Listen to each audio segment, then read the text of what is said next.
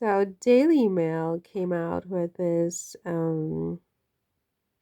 video today titled "How Did Kate Middleton Become the Most Influential Royal Woman?"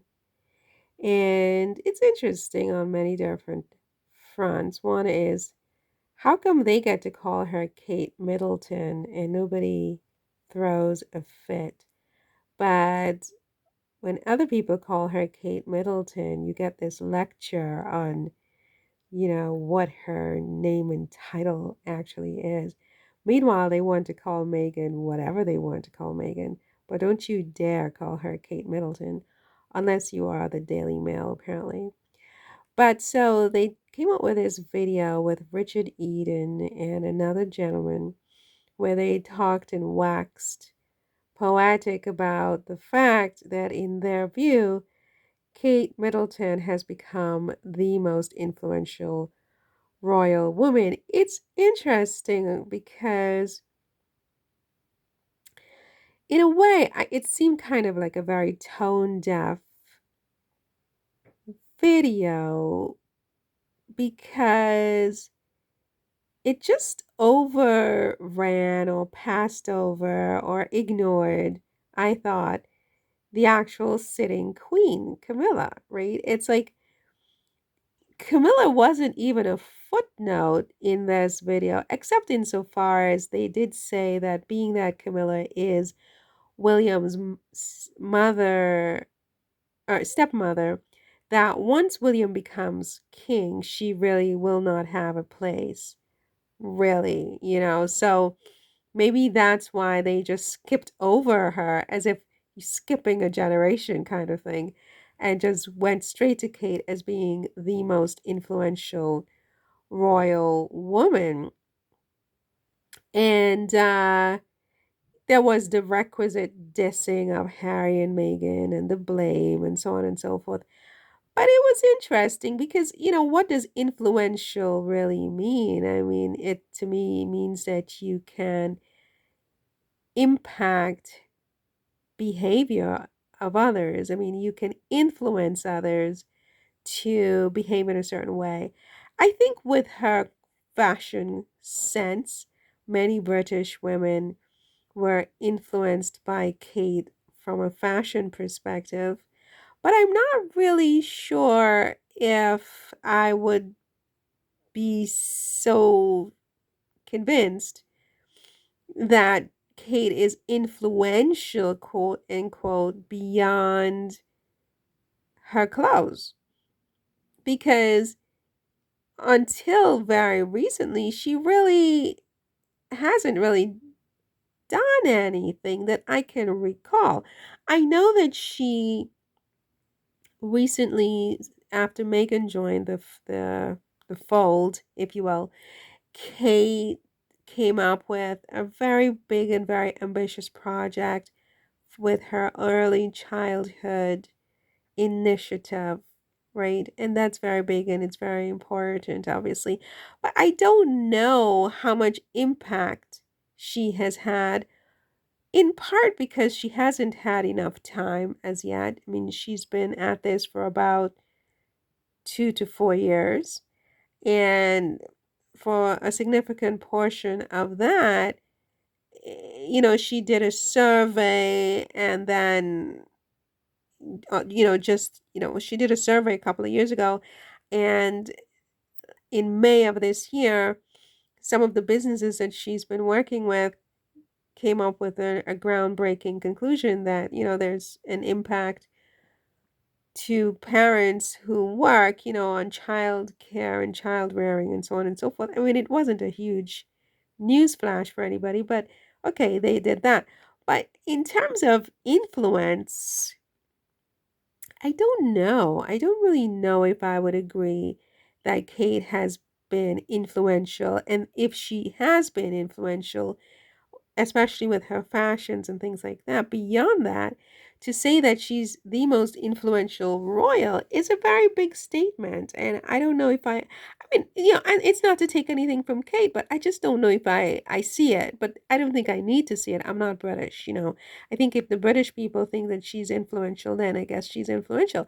But I mean, to me, it's kind of like, don't insult my intelligence. I mean, you can't just make this kind of statement and not back it up. And if she is the most influential royal woman, what does it say of the others? What about Camilla, the queen? In fact, um, making this kind of statement about Kate and overlooking the sitting queen to me is kind of disrespectful to the sitting queen. And but then you say to yourself, well, what has the sitting queen done, or what is the sitting queen doing as the sort of preeminent royal woman today? She is the queen. I mean, it doesn't get any better than that. I mean, she's at the apex of the hierarchy. And what influence does she sort of bring to the table? What has she done, the queen? Forget about what Kate has done. I mean, Kate has tried with the early childhood thing. I'm not sure that she's gotten anywhere with that. At least I haven't heard about it, but I don't necessarily know everything. But what has Camilla really done?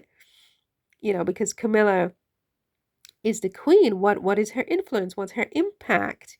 What has she done? How is it measured? What are the results? I don't know. Um, but again, if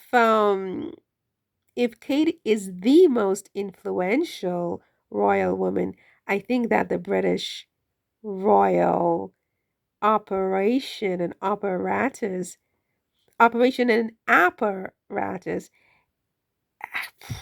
it might be in some serious trouble because really, if you look at it, maybe Princess Anne does a lot of charity work, and she's getting old. She's in her 70s now, I believe.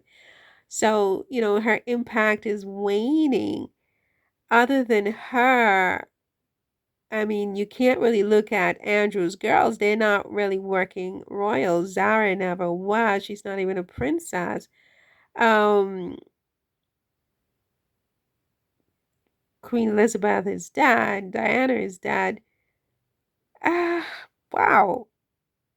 It doesn't. I think it doesn't say a lot for the monarchy. I think it doesn't say a lot for the monarchy if at this point Kate is the most influential royal woman, because Kate hasn't really, other than I guess her fashion choices, she hasn't really done anything. And given that she's been out of commission for the past 6 months, and it sounds like she's going to be out of commission for a while longer, even her fashion sense and her influence there is a question mark.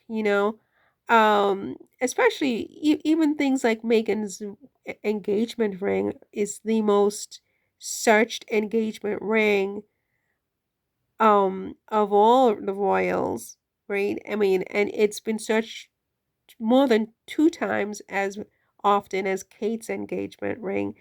Meghan is searched more often. Her name, Meghan Markle, more searches in sort of the in Google and all these other search engines. I mean, all of the things that Meghan is doing. I just don't. I mean, if we're going to talk about influential, I think Meghan is clearly more influential, even in terms of her fashions. But more than that, I mean, in terms of her philanthropy, in terms of the work with her husband, Harry, with Invictus, archetypes, all of these other things, Kate does not have an answer. Kate just doesn't have an answer. And to expect people to lie and say yes and to agree is insulting to the people themselves. Because if people are looking for real inspiration and ideas, Kate is not the place to go. Kate does not have any ideas. I mean, and I don't say that to be mean about Kate. It's just the truth, for God's sake. You have to be truthful because then you are rewarding mediocrity. Then you have a mediocre monarchy and a mediocre country. And it's not good for the country. Don't lie to the country. Don't lie to yourselves.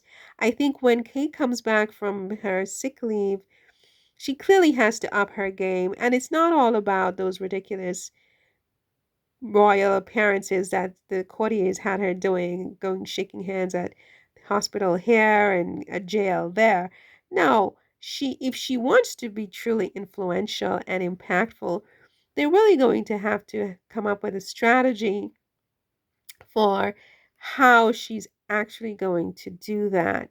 It's not enough just to say it because right now, really, in terms of influence, she's quite mediocre. She's quite mediocre. She hasn't really, in her 10, 12, 13-year marriage, there's really nothing you can point to that she's known for except maybe for her fashions. And even with that, I think, Megan's fashions are clearly more relatable to the average objective person, the objective person. I mean, that's just my position. I mean, and if I'm wrong about this, you can list in your comments all of the ways that Kate has been influential. When you're going to say she's the most influential. And it also, again, is disrespectful to the current sitting queen, who should by right be the most influential royal woman. I mean, I'm just saying.